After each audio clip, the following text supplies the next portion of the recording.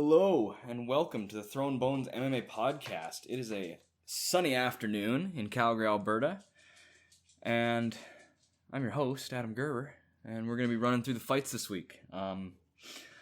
Extenuating circumstances have kept me off the podcast for a couple weeks, so what we're going to do is I'm going to run over the upcoming Rakic versus Smith card, and then we'll do that first, and then after that, I'm just going to sort of haphazardly go through some of the fights I missed that I feel like are worth talking about here. Okay, let me type in something really quick then before we get started because I am super unprepared. Let me click the wrong thing because not only am I unprepared, I'm uncoordinated. Okay, so let's start out with Smith versus Rakic, all right? This main event's a tough one to call because Alexander Rakic has been looking hot. But the one moment he hasn't looked hot is when he isn't able to use his physicality and his range to overcome his opponent. I think a lot of Rakic's game is dictated from the range he can keep with those long limbs, as well as a young guy in the light heavyweight division. He's probably one of the most explosive and, dare I say, flexible contenders. I don't know if anyone can kick heads like that except for Ankalaev. So, if you look, we'll look at his record here in the UFC, and you've got a decision win over Justin Ledet. Okay, right off the bat, Justin Ledet, not a super impressive win, especially by decision. Devin Clark with a spinning back fist. I remember that. That was awesome, but again, Devin Clark hasn't really showed to be much more than a Wallenstahl type of guy. Definitely nowhere near the same breadth of skill that Anthony Smith has. Jimmy Manuwa, this was a fantastic head kick knockout. Can't take anything away from him here, especially the way he set that up. It was a beautiful setup with the straight right to same side high kick. But I don't think it was a secret to anyone at that point that Jimmy Manuwa was at the end of his career, or at the tail end of his career. So I think this is, other than the time that he fought Volkan Ozdemir and lost, this will be the first time that Alexander Rakic, I hope I'm saying that right. I think when it has a little accent over the C like that, and they're from, where is he from? I know it's like a sort of a Scandinavian. Maybe not. Vienna, Austria. Not really Scandinavian, but more European than what I'm used to. I think that makes a little sound, so I'm going to call him Rakic. I'll know tomorrow night if that's wrong or right. But Volkan Ozdemir is someone who was not like Jimmy Manuwa on the tail end of his career, and he wasn't someone like Devin Clark or Justin Ledet, who were kind of new prospects who hadn't really figured out much in the way of a complete game. Volkan Ozdemir was a complete fighter, and he's a complete fighter that Anthony Smith defeated, because Anthony Smith was a more complete fighter than Ozdemir was. It's going to be tough picking Anthony Smith after that Glover Teixeira loss, because he came out with, in my opinion, he came out fighting a pretty good game plan. He was sticking and moving from the outside. He was lightning fast, but he just didn't have the cardio to keep that up. And so I don't know if it's he had cardio issues going into that fight, if he needs to keep conditioning his cardio to match this newer style of fighting that he wants to take on, or if it's just not possible. So it is always possible that Anthony Smith gets in there and gasses himself out again against the young, hungry up-and-comer, and then gets, sort of brutally knocked out. We get sort of a replay of the Glover Teixeira fight, except this one would be a lot faster because that slow attrition gameplay is not what Rakic does. This fight would be a lot more up in the air if they didn't have that similar opponent in Volkan Ozdemir, and we can use that similar opponent to sort of gauge their styles. Mainly the style thing, and that what really didn't behoove Rakic against Ozdemir is he found someone that, even if, because Ozdemir notoriously doesn't have very long arms, but he's smart enough of a kickboxer to have worked around that. Now, what do I mean? I mean that he is able to dictate range and move in and out of range with his arms in a way that negates someone who simply has long limbs to create distance. There's more you can do than have long limbs and just naturally be farther away than the other person to hit to maintain distance. Things like the way you retreat, the way you cut the cage, the way you circle off, and the way you pivot. It's mostly foot placement when it comes to range dictation. It's not how long your limbs are. You can just hit the other person from farther away. So what Rakic showed in that is that he does primarily rely on the length of his limbs to dictate his range, because Volkan Oezdemir, using those tools with much shorter limbs, was able to get inside and win a decision. Okay? What Anthony Smith has showed is not only does he have the long limbs himself, so I think he's going to be essentially at a reach parity with Rakic. I can check that really quick to make sure. Let's see. Rakic has a reach of 78 inches. And Anthony Smith has a reach of 76 inches. And let's compare that to Volkan Oezdemir, who has a reach of 75 inches. So his arms aren't even actually that short. That's my bad. It's just the way his body's built. It looks that way. So Rakic is going to have 2 inches of reach, but I don't think that's going to matter, because not only is Anthony Smith long and rangy himself, Anthony Smith carries power, and he was able to be more of a complete fighter than Oezdemir when he took him down, took his back, and choked him out to win the fight, because he wasn't exactly winning on the feet. And the main problem that Rakic had with Oezdemir in their fight was Oezdemir was able to get to the inside and then clinch him up against the cage, and essentially Oezdemir did to Rakic what DC did to Oezdemir, right? And Anthony Smith's jiu-jitsu is no joke. It's absolutely no joke. And people are going to...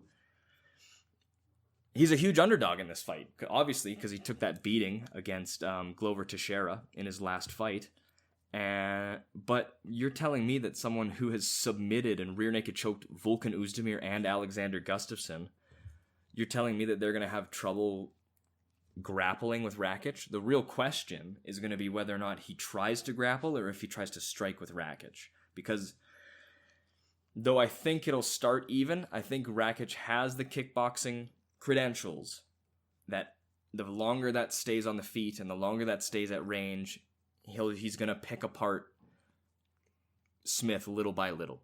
And the longer Smith stands in front of him, the more diminished he's going to be later on in the fight. If I was Anthony Smith's corner, I would be having him trying to initiate clinch, trying to get Rakic against the wall, and trying to get him to the ground, right? I know that Anthony Smith isn't much of a double leg, blast double, like latch onto the single and chain wrestle them to the ground type of guy. But he's got the abilities, and he's got the dog in him. And I think that's what's everyone's seen about Anthony Smith, is that when push comes to shove, he can rely on the grit to get the fight where he needs it to go, right? It's whether or not Rakic is going to have his number before that. This is an incredibly exciting fight, and honestly, I'm going with Smith for this one. I think Smith is hugely underrated. The fact that he's a 2-1 underdog in a lot of places it kind of blows my mind, considering how unproven Rakic is. So I gotta go with Smith on this one. Robbie Lawler versus Neil Magny. They're doing Robbie dirty on the betting lines for this one too. Robbie Lawler, obviously, he's had a rough streak. He's coming off losses to Colby Covington, RDA, Ben Askren, put that one in quotations, but Neil Magny has had somewhat of a strong run. Especially over Li Jingliang, who I thought was looking better than ever in that fight of theirs, and Neil Magny just completely dismantled him. On the other hand, I don't necessarily see what Magny brings to the table here that Lawler hasn't seen before.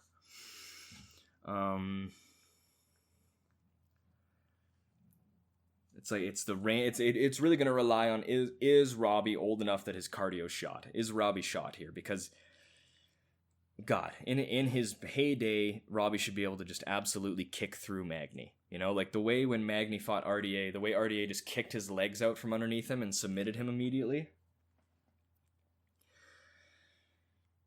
I think Magny's going to have a real tough time grappling with Robbie. I think Magny's one of his main paths to victory is going to be getting Robbie up against that cage and entangling him in those long limbs that he has. But I think that Neil Magny's going to have a really, really tough time with that. Right? Colby Covington even had a tough time with that, even though he was gradually able to snowball the fight and take it over that way. That's because that was mixed with his incredible volume striking, which Magny isn't really known for his volume striking. He has the reach, he has the volume, and he's a great all-around fighter, right?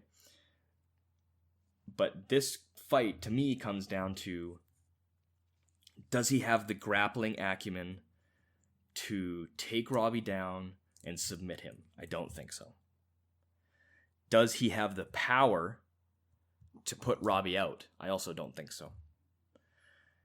So that leaves Neil Magny's path to victory a 3-round decision in which he just puts a range fighting clinic on Robbie Lawler.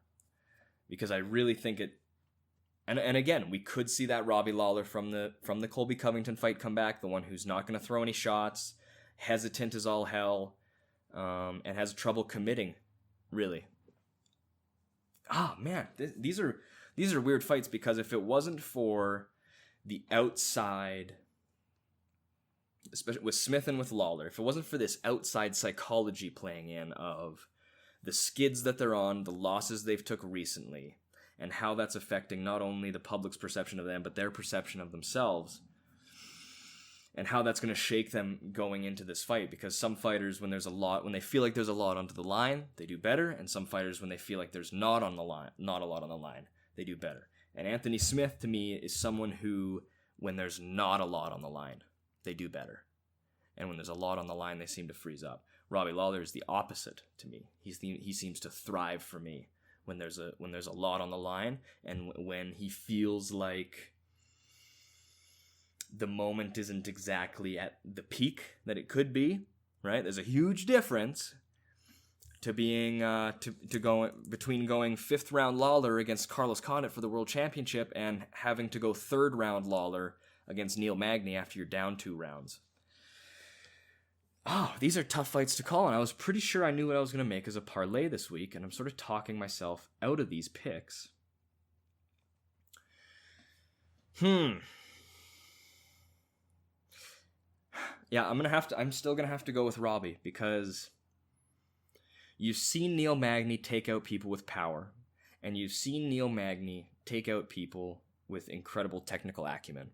But what we've failed to see from Neil Magny is an ability to handle someone with the whole picture. The person who has that build, carries that power, can stand their ground and shake you off, but also makes the correct technical decisions that a veteran would make in the octagon. And that's actually an interesting way to look at it. Because of Magny, I would say his brain is his most valuable attribute, right?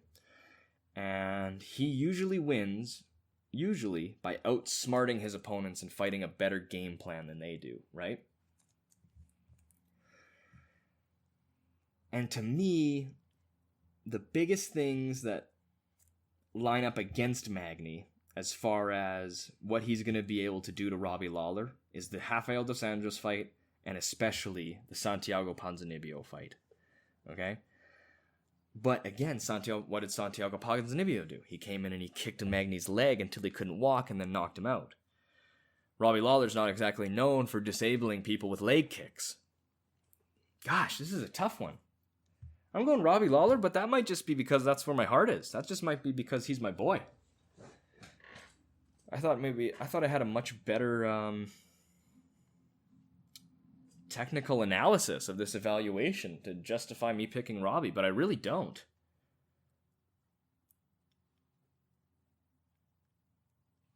Because this might be Yeah, I'm still going Robbie on this one. Gonna go with the dog. Gonna go with the 2 dogs at the top. Ji-Yeon Kim versus Alexa Grasso.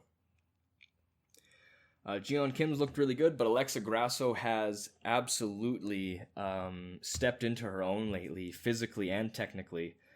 You can tell she's really made that switch in her training that's led to a new philosophy on how to take on game planning for a fight, right? I think she's gotten a couple new coaches in her corner. I think that's helped her tremendously.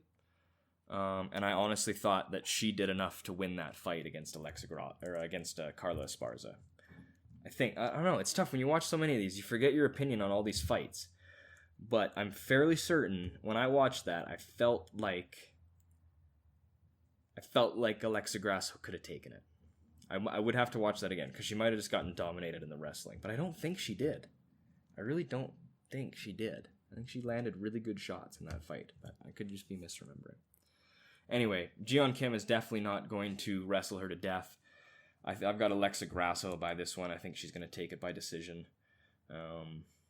That's really all I got. I mean, Jeon Kim has gotten a couple good wins, but when you look at her decision losses to Lucy Pudilova and Antonina Shevchenko,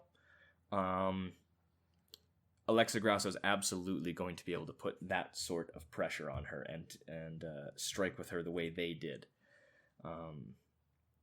I got Alexa Grasso for that one. Ricardo Lamas versus Bill Algeo. I have no idea who Bill Algeo is. Is he from the Contender Series? Let's see. Nope. He's just coming up from CFFC. He lost... Oh, he's the guy... He is off the Contender Series. He's the guy that lost to Brennan Loughnane, and Brennan Loughnane's the guy who shot the takedown in the last couple seconds, and even though he won, because he shot the takedown with like a second or two to go, he didn't get the contract, and then he went to Bellator. Okay. Dude, this guy's definitely going to lose to Ricardo Lamas? Are you kidding me? What do they think? This must have been some sort of replacement fight, right? Like, they would never just put this guy up against Ricardo Lamas just because Lamas got KO'd by Cater, right? Yes, okay, it was supposed to be Ricardo Lamas versus Ryan Hall. Damn, that would have been a great fight. Yeah, and I forgot Jeff Neal was supposed to be fighting Neil Magny. That would have been a better fight. One I would be more confident in picking against Magny in. But then Jeff Neal had that crazy health issue where he just almost died. Magomed Sharapov versus Yair Rodriguez didn't happen again. Oh, wow, yeah. This card really fell apart. And then Alex Caceres versus Giga Chikadze. Wow, this could have been a really awesome card. It's still an awesome card, but this could have been really awesome. Okay, obviously Ricardo Lamas in that. Throw that one on your parlays for sure. Magomed Ankalaev versus Jan Kutalaba. The rematch, finally, after waiting so long. Because Jan Kutalaba, Oscar winner, Jan Kutalaba, started faking being hurt after he blocked a head kick from Ankalaev, faked and went for the dipsy doodle, trying to lure him in for a shot, acting like he was more hurt than he was. Didn't fool Ankalaev, his opponent, did fool the referee, and the fight was called off, despite him being totally fine and just acting rocked. So they booked an immediate rematch, and then one of them got COVID, so now it's been moved to this date, and oh my goodness, this could not be a better fight. If you want blood for the blood gods, if you want swangin' and bangin', if you want to let them bang, bro, this is them letting you bang. This is going to be great. This is a fight to crack a beer for, and honestly, I'm confident in saying that this is Throwing Bones MMA's certified banger of the night. I can tell you right now, that's what it's going to be. Maki Pitolo versus Impa Kasangane. Kasangane? Don't know Kasangane, but Maki Pitolo has looked good in his last couple performances. This is sort of a middle-of-the-road thing. It's nice to see where these guys stack up against each other. Mallory Martin versus Hannah Cyphers is a fight. Zach Cummings versus Alessio Di Chirico should be fun as well. I like Di Chirico. Scoosy, boppity boopy. I think he should take this. I think Zach Cummings is... In his last couple fights, he's shown that he's sort of on the way out. He doesn't exactly have that same... Well, he was always a guy who had enough skill. He was enough of an all-rounder where he could find your weakness and exploit it if he needed to, right? And as he moves up, people don't have as glaring of weaknesses anymore, and that's where he's been sort of stymied. He's coming off a decision loss to Omari Akhmedov. And I really do think Alessio Di Chirico has looked so much better in his last couple fights. I think he's shown marked improvements in his striking and his defensive ability. He's just been fighting incredibly athletic people who are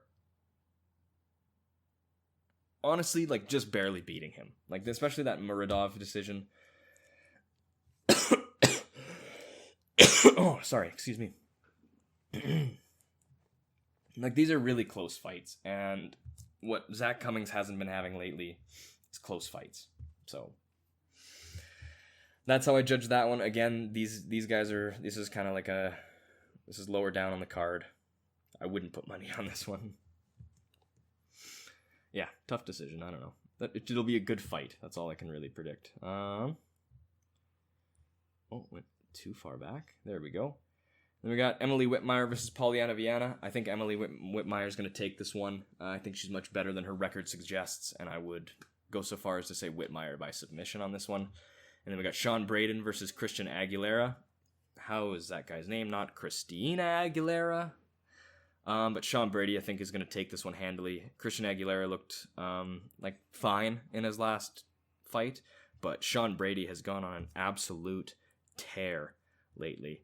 Going through Court McGee and Ismail Narduev. Those are two extremely impressive wins in the UFC, and more impressive than anything necessarily I've seen on either Christian Aguilera's resume or in the fights of his that I've seen. So those are my picks. This should be a really great card, and now I'll move to loosely talking about Munoz versus Edgar and UFC 252 right after a quick break.